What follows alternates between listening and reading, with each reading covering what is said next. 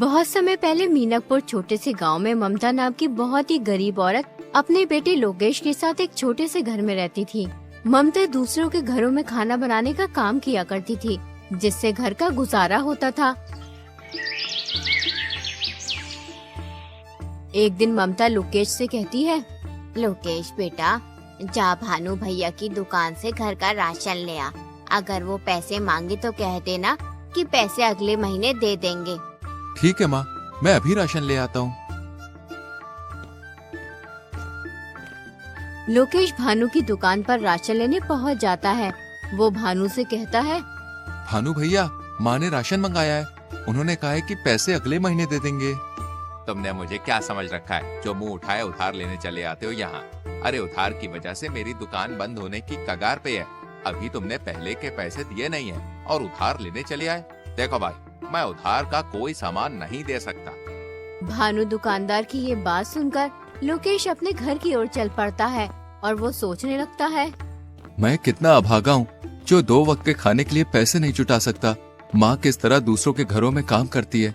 अब मुझसे उनका दुख देखा नहीं जाता। बेचारी कब तक दूसरों का काम करती रहेंगी।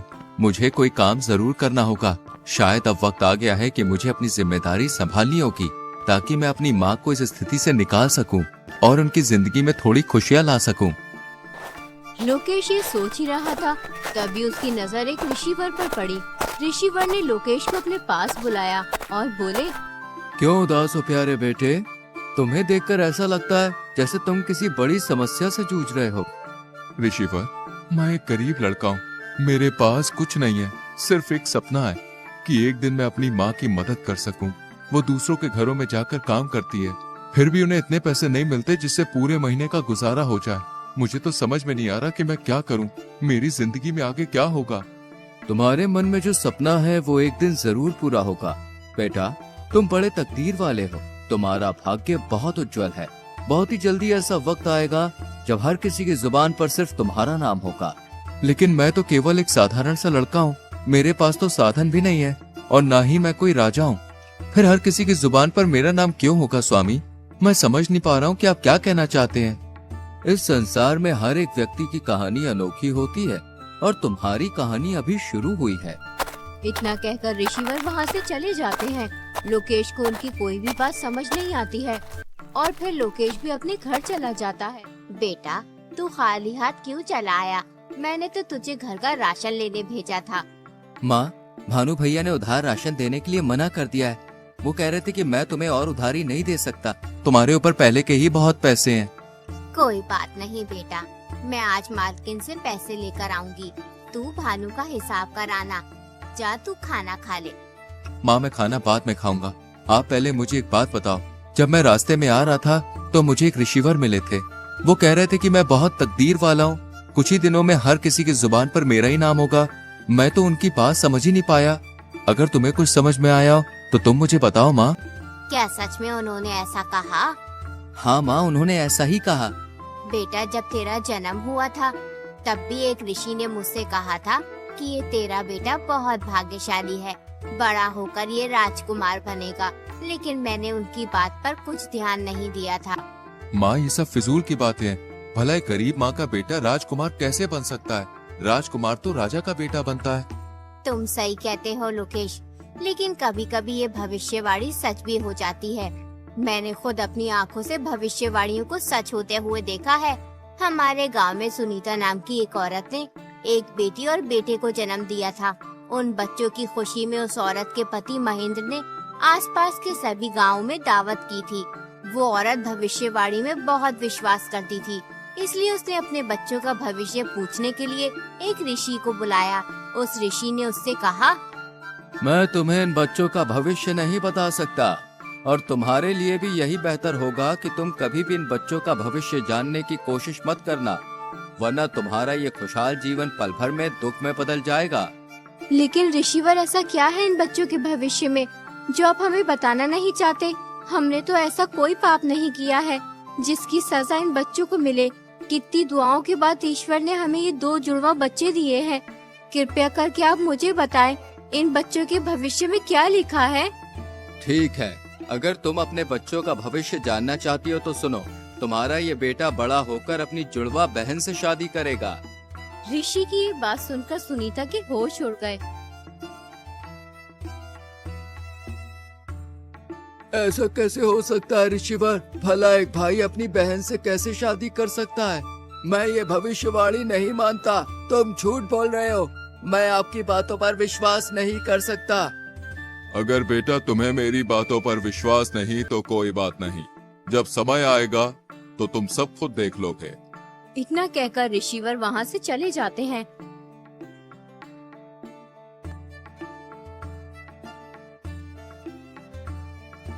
फिर सुनीता अपने पति से कहती है, नहीं, ये तो असंभव है।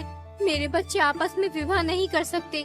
चाहे कुछ भी हो जाए, मैं ऐसा नहीं होने दूंगी।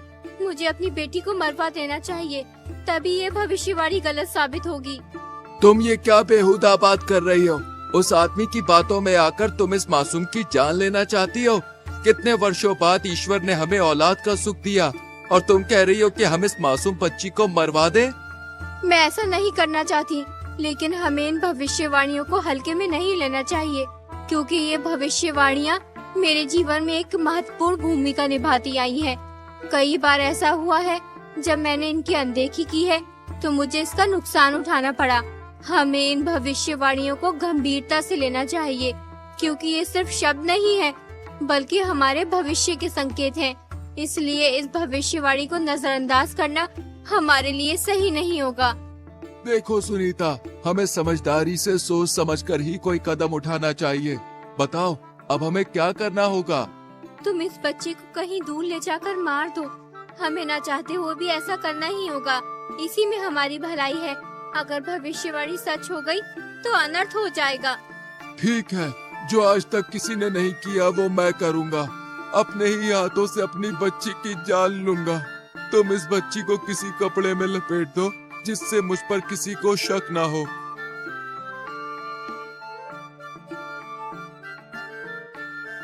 वो आदमी उस बच्ची को एक ऊंची पहाड़ी पर ले जाता है और फिर उसे पहाड़ी से नीचे फेंक देता है, लेकिन वो बच्ची किसी तरह बच जाती है।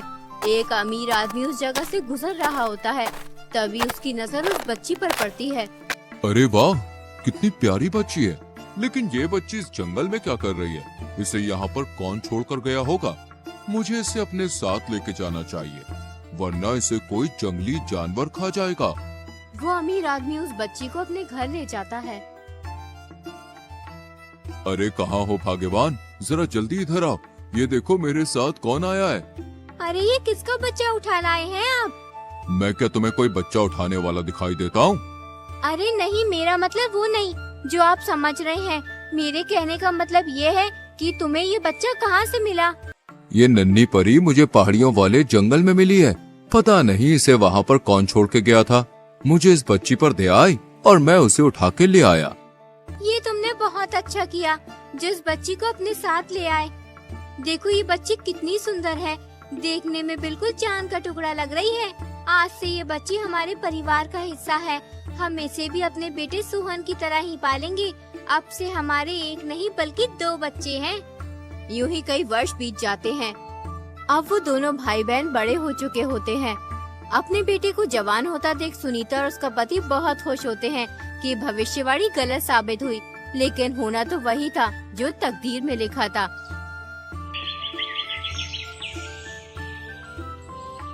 एक दिन सुनीता का लड़का किसी काम से बाहर कहीं दूर जा रहा होता है। तभी रास्ते में उसकी नजर अमीर आदमी की बेटी पर पड़ती है। उसे देखकर वो सब कुछ भूल जाता है। वो अपने माँ बाप को बगैर कुछ लड़की से शादी कर लेता है और उस लड़के घर ले आता है। माँ, मैंने इस लड़की से शादी कर ली है। ये सेठ हमीर चंद की बेटी है। बेटा, तुझे शादी करने की इतनी भी जल्दी क्या थी? एक बार हमसे पूछ तो लेता। आखिर हम तेरे माता पिता हैं।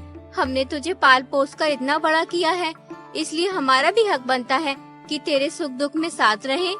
अरे भाग्यवान, तुम भी ये क्या बात लेकर बैठ गई हो? अरे हमें तो खुश होना चाहिए। हमारे बेटे की खुशी में ही तो हमारी खुशी है। बेटी, तुम बहुत दूर से चल के आई हो, जाओ थोड़ा आराम कर लो। बेटी, तुम कितने भाई बहन हो? सासू जी, हम 2 भाई बहन हैं, लेकिन मैं सेठ अमीर चंद की सगी बेटी नहीं हूँ। मैं तो उन्हें पहाड़ी के पास मिली थी। लेकिन उन्होंने मुझे कभी माँ पापा की कमी महसूस नहीं होने दी। अपने बेटे की बहू के मुंह से ये बात सुनकर सुनीता सब समझ जाती है कि ये लड़की हमारी बेटी है। वो इस बात को अपने पति महेंद्र को भी बताती है कि भविष्यवाणी सच साबित हुई। ये बात किसी तरह सुनीता के बेटे को भी पता चल जाती है कि जिस लड़की से उसने शादी की है वो उसकी सगी बहन है, इसलिए वो अपनी जान ले लेता है और फिर वो लड़की भी मर जाती है। ये तो बहुत बुरा हुआ। इस बात को सुनकर मुझे पूरा विश्वास हो गया कि भविष्यवाणियां सच होती हैं। हमें इन्हें हल्के में नहीं लेना चाहिए। हाँ बेटा, मैं तुझे यही समझा रही थी कि इन भविष्यवाणियों को झूठ समझने की कोशिश मत करना। इसका मतलब वो ऋषिवर सच कह रहे थे कि मेरे मन में जो सपना है वो एक दिन जरूर पूरा होगा और बहुत जल्दी मेरा भाग्य उज्जवल होगा। उसके बाद हर किसी की जुबान पर सिर्फ मेरा नाम होगा।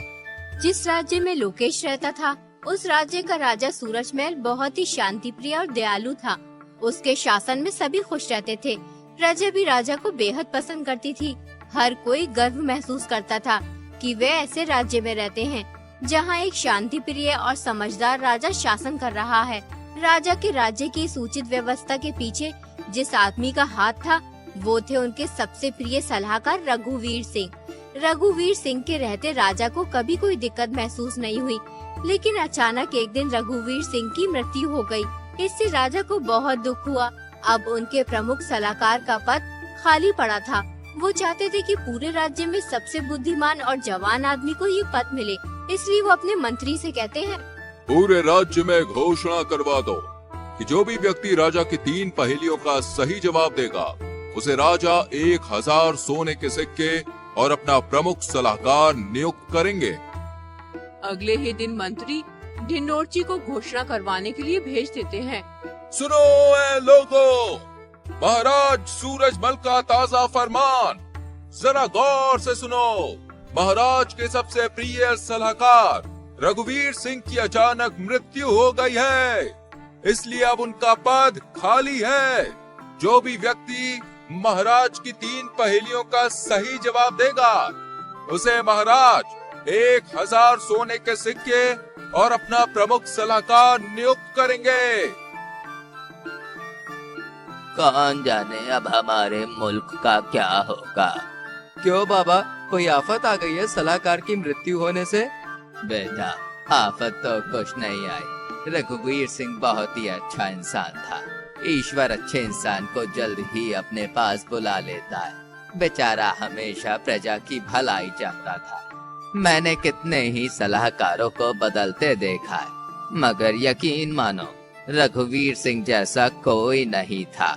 वो हमेशा गरीब मजलूम लोगों के हित में ही सोचता था। पता नहीं अब राजा का नया सलाहकार कौन बनेगा जो हम जैसे गरीबों के बारे में सोचेगा। अगले ही दिन राजमहल में बहुत से आदमी जाते हैं, लेकिन कोई भी राजा की पहेलियों का जवाब नहीं दे पाता है। यूं ही 3 दिन गुजर जाते हैं। एक दिन लोकेश अपनी माँ से कहता है, माँ, क्यों ना एक बार मैं महाराज के पास जाकर इन पहेलियों का जवाब दूं? बेटा, राजा हर बार पहेली बदल कर पूछता है। अभी तक कोई भी तीनों पहेलियों का सही जवाब नहीं दे पाया है। बहुत से अक्लमंद लोगों ने पहेलियों का जवाब देना चाहा, लेकिन हर कोई नाकाम रहा। तुम उन अमीर लोगों के बीच कैसे जा सकते हो? वहाँ बहुत ही तजुर्बेकार और होशियार लोग आए हुए हैं। माँ, बिल्कुल भी परेशान ना हो, मैं महाराज के पास जरूर जाऊंगा। सोचो, अगर मैंने पहेलियों के जवाब दे दिए तो 1000 सोने के सिक्के मिलेंगे। फिर तुम्हें किसी के घर जाकर काम करने की जरूरत नहीं होगी और मैं भी महाराज का सलाहकार बन जाऊंगा। ठीक है बेटा, तू इतना कह ही रहा है तो जा। मेरी दुआएं तेरे साथ हैं। ईश्वर तेरी हिफाजत करे।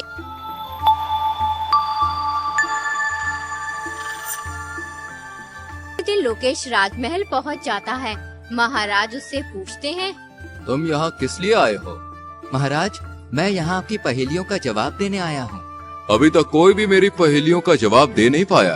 तुम समझदार लगते हो, जवान भी हो, शायद तुम मेरी पहेलियों का जवाब दे सकते हो। जैसा कि तुम शर्त जानते ही हो, जो भी पहेलियों का सही जवाब देगा वो मेरा सलाहकार बनेगा और उसे इनाम में 1000 सोने के सिक्के दिए जाएंगे। ठीक है महाराज, मैं आपकी पहेलियों का जवाब देने के लिए तैयार हूँ।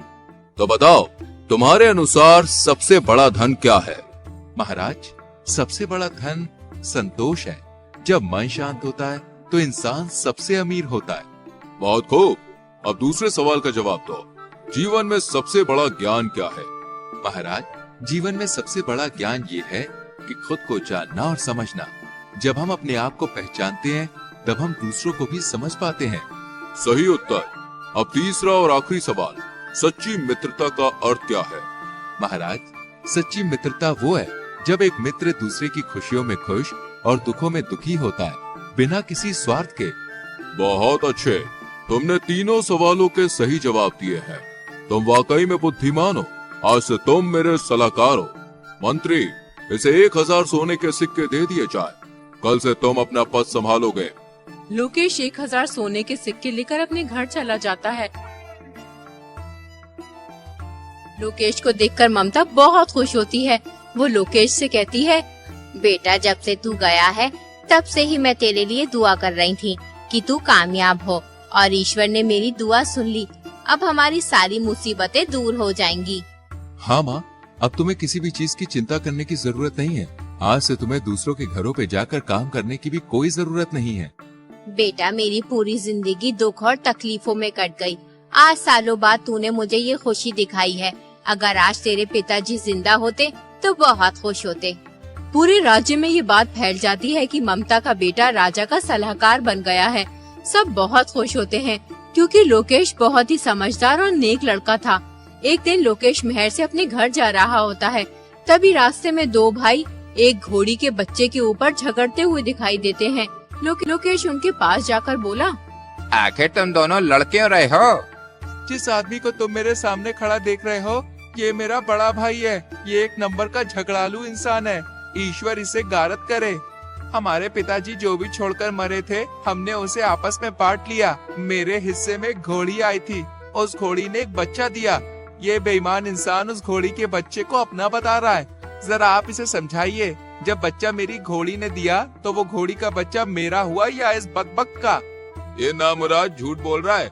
सालों से ये अपनी घोड़ी को मेरी जगह में बांधता हुआ आ रहा है और इसकी घोड़ी ने बच्चा मेरी जमीन पर दिया है, इसलिए वो घोड़ी का बच्चा मेरा हुआ। जो चीज जिसकी जमीन पर पैदा होती है वो उसी की हो जाती है। लोकेश समझ गया ये दोनों पागल हैं, इसलिए वो उनसे बोला, तुम्हारी समस्या तो बहुत गंभीर है।